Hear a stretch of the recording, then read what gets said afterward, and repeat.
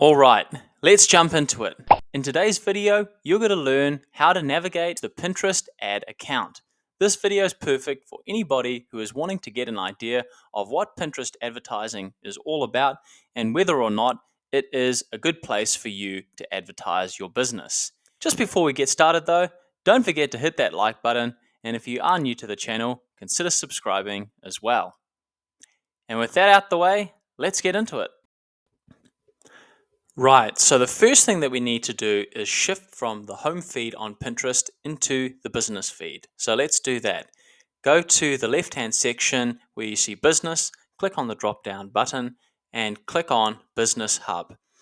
This is then going to take you to the Business Hub section of Pinterest, and you can see here that there are a couple of different things that have come up. First, if you want to have a look at your profile at any time, you just need to navigate over to the right-hand section and click on View Public Profile. This will then show your public profile along with all your catalogs and public pins. If we scroll down, you can see there is the performance section, and you can see how many impressions, saves, outbound clicks you have received in a set period of time. If you want to change that performance period, you can just click on the buttons over here, the sliding scales, and click on the date range. If you want to move it up to, say, the last 90 days, that can always be increased a little bit more. And you can see the stats have changed just a little bit.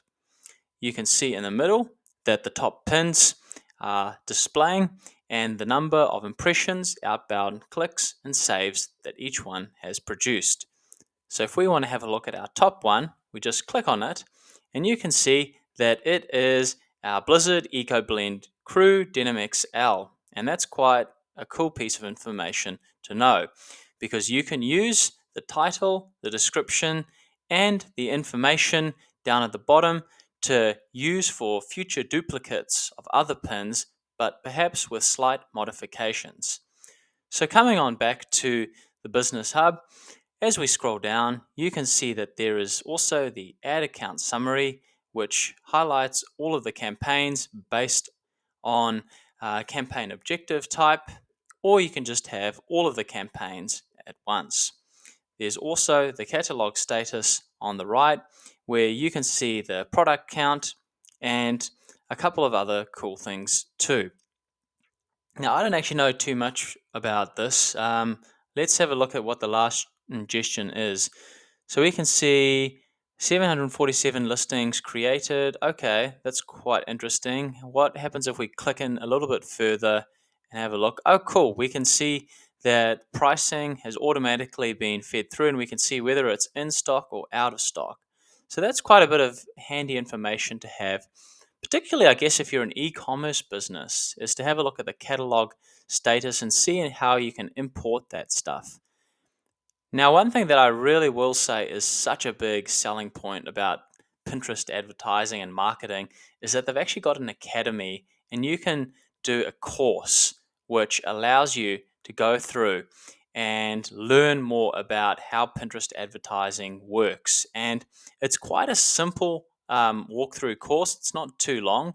You'd be able to get through it in a couple of hours if you really apply yourself. And coming on down to the bottom, you can see that there's the resources, featuring your products, making ads that perform, all things that are quite useful. But, that's not the reason why you're here. You're likely here to decide, is it worth advertising on? So let's click on the drop down section for ads and have a look at all the cool things here. Most importantly though, let's have a look at creating a campaign. How useful is it?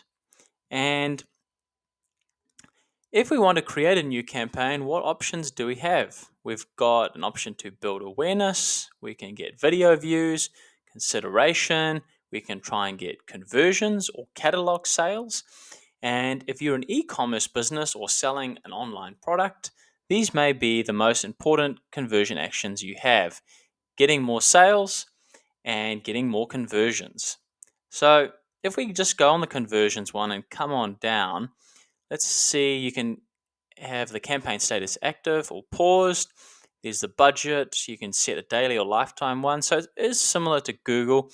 Oh, and you can choose to run it continuously or on specific dates. So that's actually quite a cool little option. So you can actually like custom choose the time in which you want to run it. So it's kind of like a set period of time, um, like a lifetime one. So like I mean, if we just choose that and let's go to that period and continue, you can then see, okay, the targeting we want to have is reconnecting with users, finding new customers, or choosing your own. Let's see if we can find new customers. Select that one. And that then allows us to do what exactly? Okay, so we can target people based on interest and keywords, demographics, placement and tracking, the budget and schedule, optimization and delivery, and the actual ad. So you can select a pin, you can create a new one, or you can create an idea pin.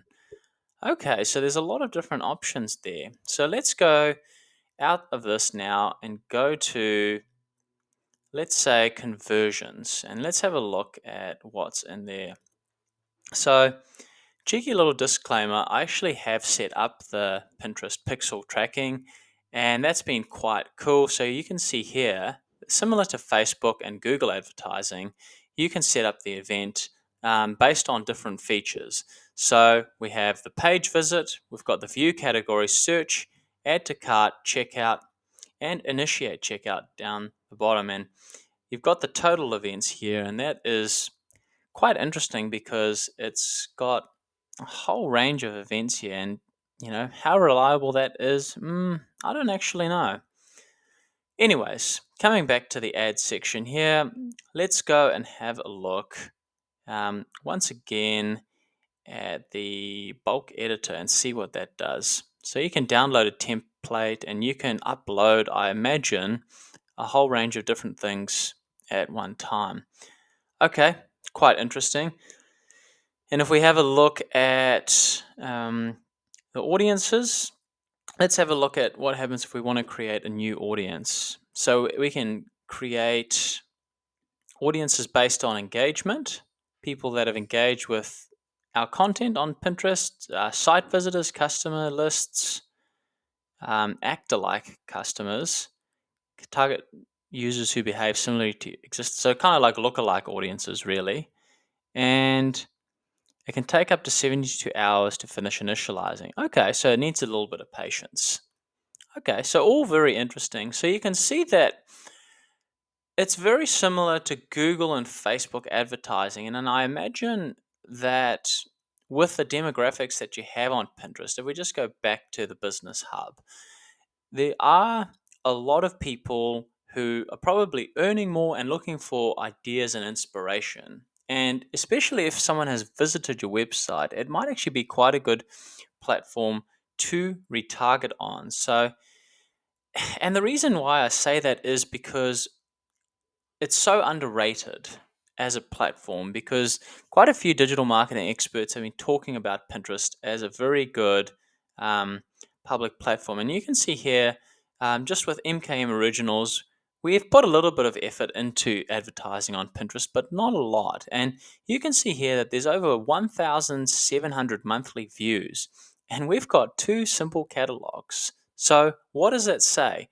It says that Pinterest is good because it works well at reaching more people, keeping people front of mind of your brand and products and services. And overall, it has some good versatility in the advertising section and also the audience targeting section. And the tracking is reasonably accurate too, especially if you set it up as a conversion API. So I hope you found this video useful. Thank you so much for watching.